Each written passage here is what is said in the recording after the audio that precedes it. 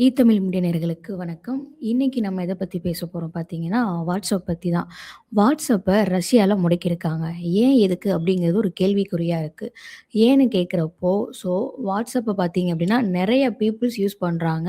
அதுவும் அமெரிக்காவ சேர்ந்த மெட்டா நிறுவனத்தோட தான் வாட்ஸ்அப் இல்லையா? அத பார்த்தீங்கன்னா, மலேசியால யூஸ் பண்றப்போ, அந்த அரசுக்கு என்ன கோவம்னு தெரியல. 10,00,00,000 மக்கள் யூஸ் பண்ணிட்டு இருக்காங்க. அத இப்ப ரத்து பண்ணியிருக்காங்க. அது மட்டும் இல்ல, உள்நாட்டு வியாபாரம் பண்ணுவோம். உள்நாட்ல இருக்கிற சூட் உள்நாட்ல இருக்கிற ஆப் கிரியேட் பண்ணி நம்மளே இது பண்ணுவோமே, ஏன் அயல்நாட்டுத யூஸ் பண்ணணும்னு சொல்லிட்டு மலேசியா என்ன பண்ணியிருக்காங்கன்னா, மேக்ஸுங்கிறத ஸோ புதுசா லான்ச் பண்ணி ரிலீஸ் பண்ண போறாங்க மாரி சொல்லியிருக்காங்க. அதிகாரப்பூர்வமா வரலனாலும், கிட்டத்தட்ட அந்த மாரி தான் சொல்லியிருக்காங்க. அத யூஸ் பண்ண போறாங்களாம்ப்பா. மலேசியா போனா நம்ம நாட்டு மக்களோட நிலைமை என்ன? அப்படிங்கிறதும் கேள்விக்குறியா இருக்கு. அது மட்டும் இல்லாம ரஷ்யால பார்த்தீங்க அப்படின்னா, டெலிகிராம் அதையும் முடக்கியிருக்காங்க ஒரு பர்ட்டிகுலர் டைம்ல. அந்த டைம்ல டெலிகிராம்ல இருந்து என்ன சொல்லியிருக்காங்க அப்படின்னா, அவங்க வந்து என்ன சொல்லியிருக்காங்க அப்படின்னா, இவங்க வந்து ஒரு ஆப்ப அத என்ன ரூல் பண்ணணும் அப்படிங்கிறத கட்டுப்படுத்தாம, மக்களையே இவங்க கட்டுப்படுத்துறாங்க. அரசுங்கிறது மக்கள தான் கட்டுப்படுத்துறாங்க அப்படிங்கிறத டெலிகிராம் சைட்லேருந்து சொல்லப்படுது.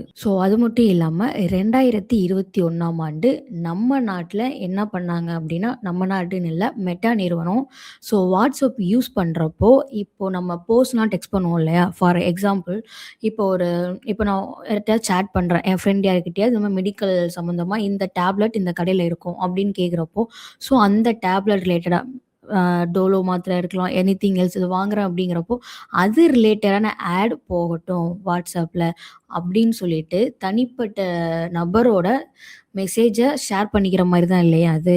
ஸோ ஆட் வந்து இப்ப நம்ம டெக்ஸ்ட் பண்ணிட்டு இருக்கப்போ, இப்போ Instagram எப்படி யூஸ் பண்றோம், YouTube எப்படி யூஸ் பண்றோம் அப்படிங்கிறப்போ, அது டக்குன்னு ஒரு ஆட் வரும் இல்லையா? அதே மாரி வாட்ஸ்அப் யூஸ் பண்றப்பயும் ஆட் வரட்டும் அப்படிங்கிற மாரி மெட்டால இருந்து சொல்லியிருக்காங்க. அதுக்கு நம்ம நாட்ல நேஷனல் காம்படிஷன் லா அப்படிங்கிற நிறுவனத்திலருந்து வழக்கு தொடுத்திருக்காங்க.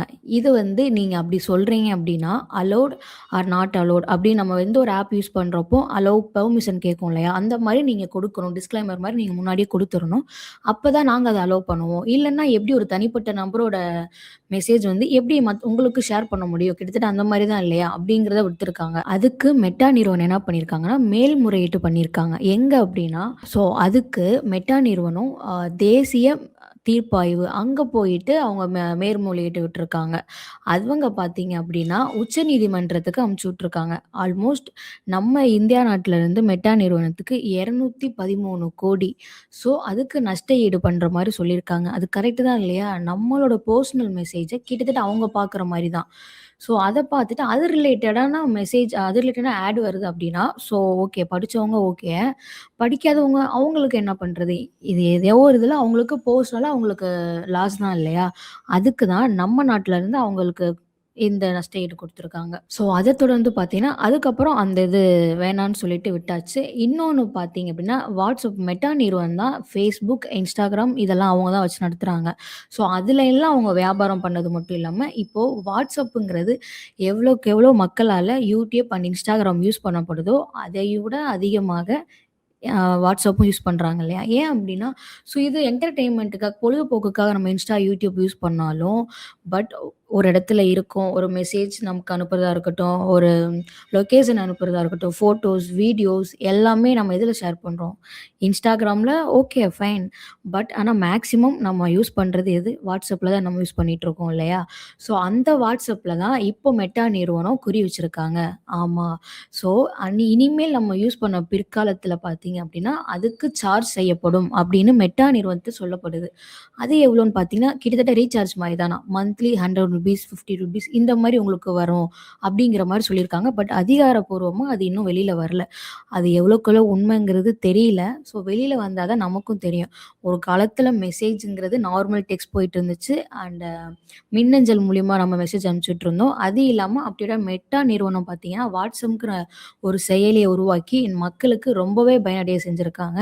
ஆனா, அந்த நிறுவனம் கரெக்ட் தான் இல்லையா? இவ்ளோ பேர் கோடிக்கணக்கான பேர், மில்லியன் கணக்கு பேர் யூஸ் பண்றப்போ, அது அதுக்கு ஏன் சார்ஜ் பண்ணக்கூடாது அப்படின்னு சொல்லிட்டு இனி வரும் காலத்துல அதுக்கு சார்ஜ் செய்யப்படும் அப்படிங்கிற மாரி சொல்லியிருக்காங்க. இத தொடர்ந்து நம்ம பார்ப்போம். ஸோ மெட்டா நிறுவனம் என்ன ஒரு அறிக்கை விடுது அப்படிங்கிறதையும் பார்ப்போம். அண்ட் மக்கள் தரப்புல இருந்து அவங்க என்ன ஃபீல் பண்ண போறாங்க அப்படிங்கிறதும் தெரியல. எல்லாத்தையும் நம்ம தமிழ் மீடியா வாயிலாக நீங்க தெரிந்து கொள்ளணும் அப்படின்னா, தமிழ் மீடியாவ சப்ஸ்கிரைப் பண்ணுங்க. தொடர்ந்து பேசுவோம். நன்றி.